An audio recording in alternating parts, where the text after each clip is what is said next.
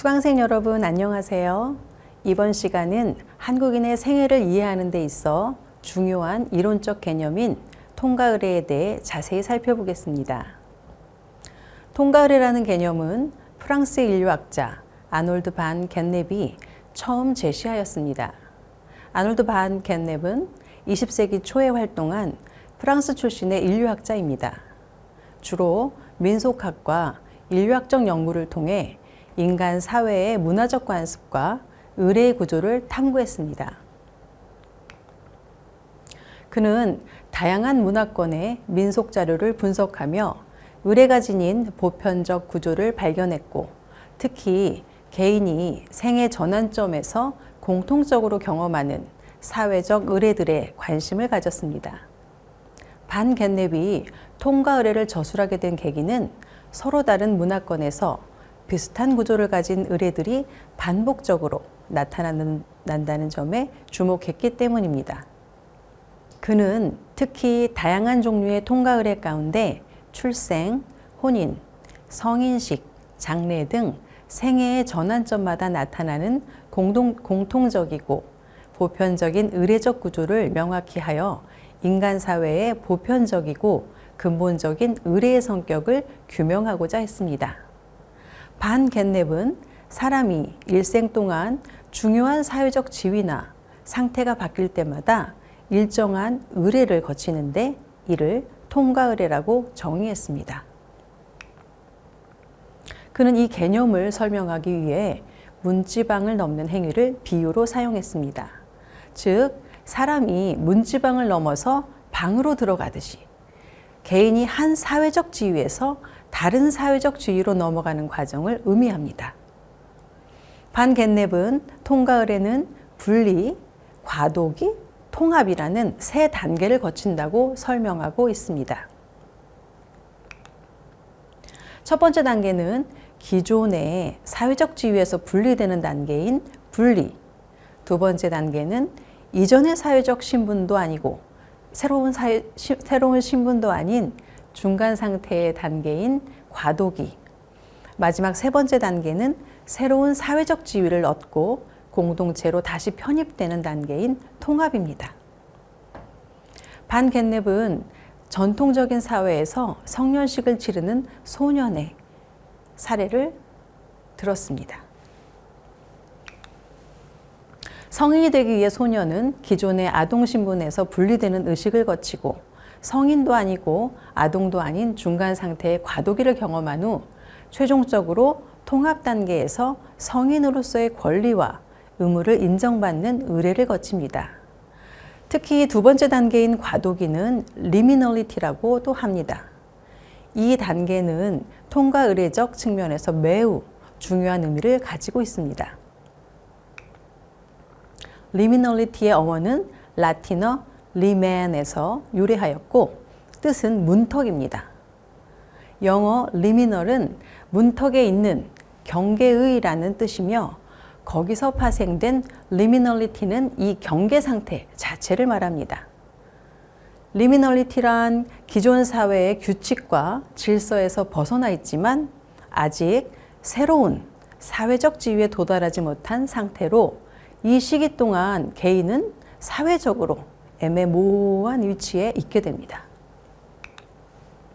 이때 기존의 사회적 규칙이나 질서가 잠시 중단되기 때문에 새로운 사회적 지위를 위한 준비와 전환이 이루어지며 이 과정에서 참여자들 간의 깊은 유대감과 평등한 관계가 형성됩니다.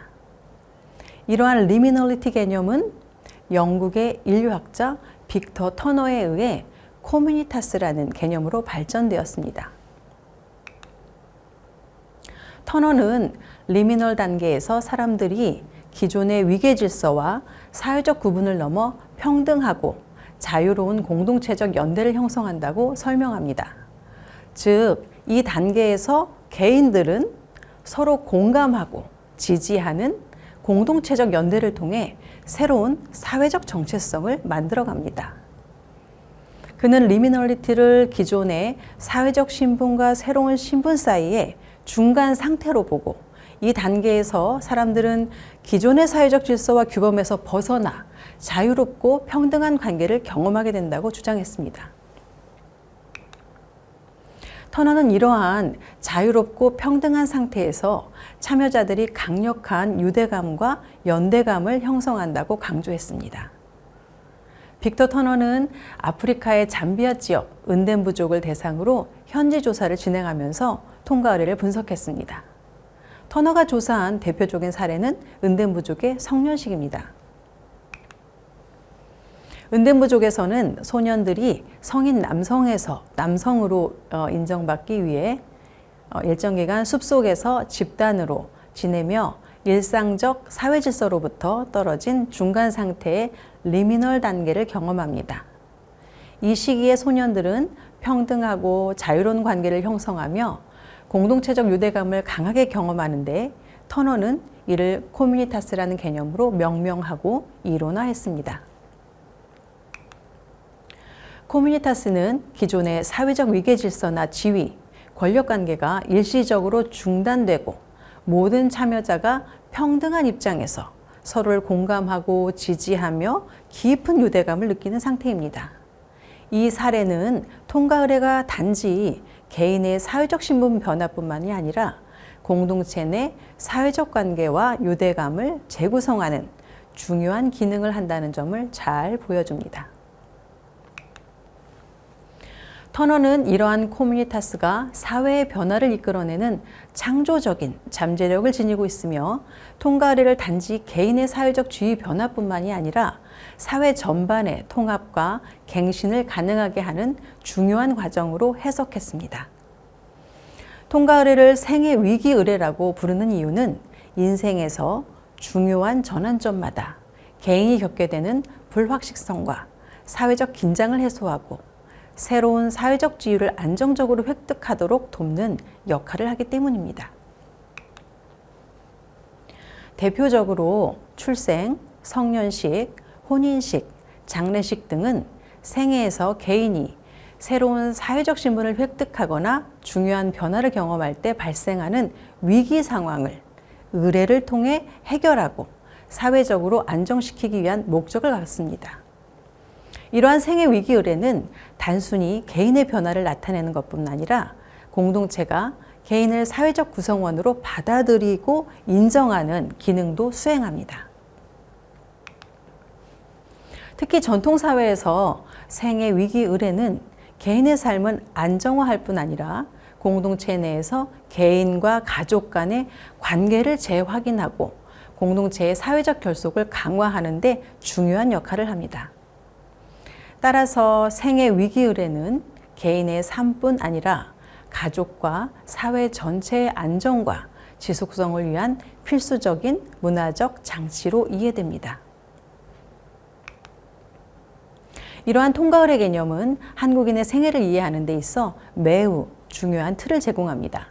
관례, 홀례, 상례 등과 같은 한국의 전통적인 통과 의례는 아놀드 반 겐넵이 분석한 통과 의례의 구조를 명확히 보여줍니다. 이번 시간에 살펴본 통과 의례 개념을 잘 기억하고 다음 시간에는 관혼상제와 일생의례에 대해 더 구체적으로 살펴보도록 하겠습니다.